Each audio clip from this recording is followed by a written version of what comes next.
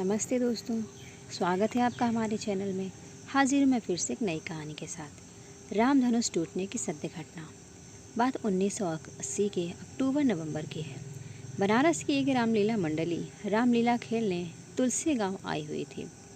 मंडली में 22 से 24 कलाकार थे, जो गांव के ही एक आदमी के यहाँ रुके थे। वहाँ सभी कलाकार रिहर्सल करते और खाना बनाते थे। पंडित कृपा राम दुबे उस रामलीला मंडली के निर्देशक थे और हारमोनियम पर बैठ के मंच संचालन करते थे और फौजदार शर्मा साज सज्जा और रामलीला से जुड़ी अन्य व्यवस्था देखते थे। एक दिन पूरी मंडली बैठी थी और रिहर्सल चल रहा था। तभी पंडित कृपा राम दुबे ने फौजदार से कहा कि इस बार वो शिवधनुष हल्की और नरम लकड़ी की बनवाएं, ताकि राम का पात्र निभा रहे 17 साल के युवक को परेशानी ना हो। पिछली बार धनुष तोड़ने में समय लग गया था।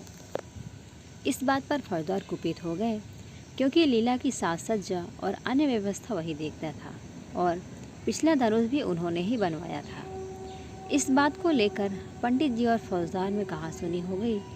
फौजदार पंडित से काफ़ी नाराज़ हो गए और पंडित जी से बदला लेने का सोच लिया था। संयोग से अगले दिन सीता स्वयंवर और शिव धनुष भंग का मंचन होना था। फौजदार मंडली जिसके घर पर रुकी थी, उनके घर गया और कहा, रामलीला में दोहे के लिए एक छड़ की ज़रूरत की आन पड़ी है, दे दीजिए।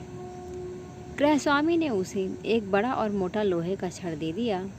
छड़ लेके फौजदार दूसरे गांव के लोहार के पास गए और धनुष का आकार दिलवा लाए।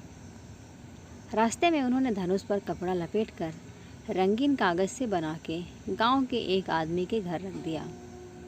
रात में रामलीला शुरू हुई तो फौजदार ने चुपके से धनुष बदल दिया और लोहे वाला धनुष ले जाके मंच के आगे रख दिया और खुद पर्दे के पीछे जाके तमाशा देखने के लिए खड़े हो गए। रामलीला शुरू हुई। पंडित जी हारमोनियम पर राम चरणों में भाव विभोर होकर रामचरितमानस के दोहे का पाठ कर रहे थे।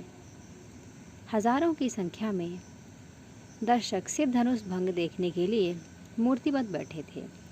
रामलीला धीरे धीरे आगे बढ़ रही थी। सारे राजाओं के बाद राम जी गुरु से आज्ञा ले धनुष भंग को आगे बढ़े। पास जाके उन्होंने जब धनुष को हाथ लगाया तो धनुष उनसे उठा ही नहीं। कलाकार को सत्यता का आभास हो गया। उस 17 वर्षीय बालक ने पंडित कृपा राम दुबे की तरफ कतर दृष्टि से देखा तो पंडित जी समझ गए कि दाल में कुछ काला है। उन्होंने सोचा कि आज इज्जत चली जाएगी हजारों लोगों के सामने, और ये कलाकार की ही नहीं, स्वयं प्रभु श्री राम की इज्जत दांव पर लगने वाली है। पंडित जी ने कलाकार को आंखों से रुकने और धनुष की प्रदक्षिणा करने का संकेत दिया और स्वयं को मर्यादा पुरुषोत्तम के चरणों में समर्पित करते हुए आंखें बंद करके उंगलियां हारमोनियम पर रख दी और राम जी की स्तुति करने लगे। जिन लोगों ने ये लीला अपनी आंखों से देखी थी, बाद में उन्होंने बताया कि इस इशारे के बाद पंडित जी आंख बंद करके हारमोनियम पर हाथ रखा। हारमोनियम से उसी पल दिव्य सुर निकलने लगे। वैसा वादन करते हुए किसी ने पंडित जी को कभी नहीं देखा था। सारे दर्शक मूर्तिवत हो गए। नगाड़े से निकलने वाली परंपरागत आवाज़ भीषण दुदुम्बी में बदल गई। पेट्रोमैक्स की धीमी रोशनी बढ़ने लगी। आसमान में बिन बादल बिजली कौंधने लगी। पूरा पंडाल अद्भुत आकाशीय प्रकाश से रह रहकर प्रकाशमान हो रहा था। दर्शकों के कुछ समझ में नहीं आ रहा था कि क्या हो रहा है और क्यों हो रहा है।